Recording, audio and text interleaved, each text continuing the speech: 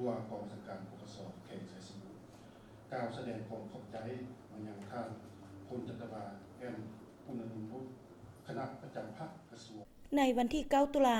2025 นี้สหายพลจัตวาแอนอุ่นอนงนุชคณะประจำภาคกระทรวงของรัฐมนตรีกระทรวงป้องกันความสงบพร้อมด้วยคณะได้ลงมาเยี่ยมยามและเผยแพร่ผลสำเร็จการดำเนินกองประชุมใหญ่ผู้แทนครั้งที่ 6 ขององค์คณะภาคกระทรวงป้องกันความสงบที่กองบัญชาการปกสแขวงไซสมบูรณ์มีคณะภาคคณะบัญชากองบัญชาการคณะภาคหากฐานคณะหน่วยภาคบรรดาห้องกองพันป้องกันเคลื่อนที่ขายคุมขังดัดสร้างปกส5 เมืองพร้อมด้วยสมาชิกพรรคเข้าร่วมสหายพลจัตวาแอนอุ่นอนงนุชได้เป็นเกียรติขึ้นเผยแพร่ผลสำเร็จกองประชุมใหญ่ผู้แทนครั้งที่ 6 ขององค์คณะภาคกระทรวงป้องกันความสงบพร้อมทั้งเป็นเอกสารรับรองเอาทิศทางขาดหมายและแผนการเวียกงานจุดซุ้มใน 5 ปีต่อหน้า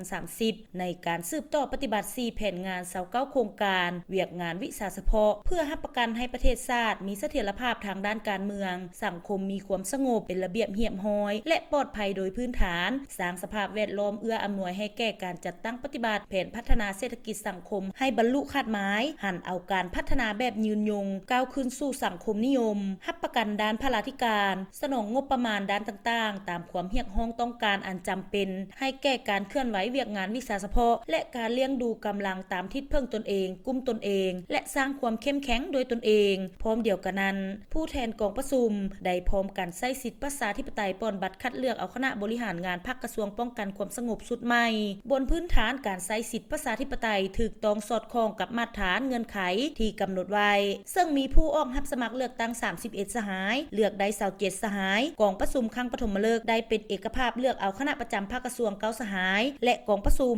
ยังได้เอกสารเลือกเอาสหายพลเอกวิไลลาคำฟองเป็นเลขาคณะบริหารงานภาคกระทรวงป้องกันความสงบสหายพลโทคำกิ่งผุยลามณีวงศ์สหายพลตรีสุริณะแก้วประเสริฐเป็นรองเลขาพร้อมนั้นกองประชุมได้เป็นเอกสารเลือกเอาสหายพลจัตวานางลีวงลาวลีเป็นประธานกวดกาพรรคสหายพลจัตวาสายของเพชรวงศ์สหายพันเอกสุพันทองไข่ยวงศ์และสหายพันเอกสุวรรณทองเจริญเป็นรองประธานกวดกาพร้อมเดียวกันนั้นในกองประชุมยังได้ป้อนบัตรเลือกเอาผู้แทนสมบูรณ์สำรองเข้าร่วมกองประชุมใหญ่ผู้แทนทั่วประเทศครั้งที่12ของพรรคจำนวน20สหายในโอกาสดังกล่าวสหายพลจัตวาแอนอุ่นอนงนุชยังได้เผยแพร่บทโอลมของสหายทองลุนศรีสุริตเลขาธิการใหญ่คณะบริหารงานศูนย์กลางพรรคประชาชนปฏิวัติลาวประธานประเทศแห่งสปป.ลาวต่อกองประชุมใหญ่ผู้แทนครั้งที่ 6 ขององค์คณะพรรคกระทรวงป้องกันความสงบทางนี้ก็เพื่อเป็นทิศชี้นำให้คณะพรรคคณะบัญชาและนายตำรวจปกสแขวงไซสมบูรณ์ได้รับรู้เข้าใจ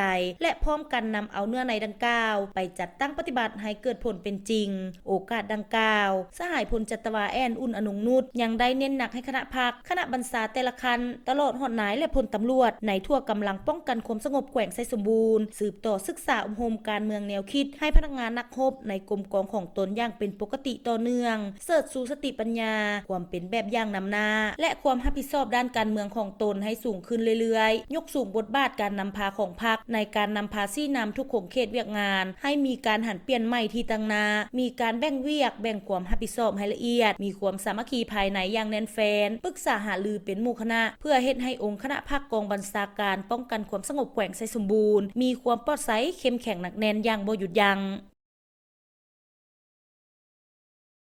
การสีนำพาร่วมในทั่วประเทศแต่วันนั้นจะเป็นมองความรับผิดชอบโดยเฉพาะให้เกณฑ์ได้รับฐานให้มีความรับผิดชอบด้วยกุ้งตัว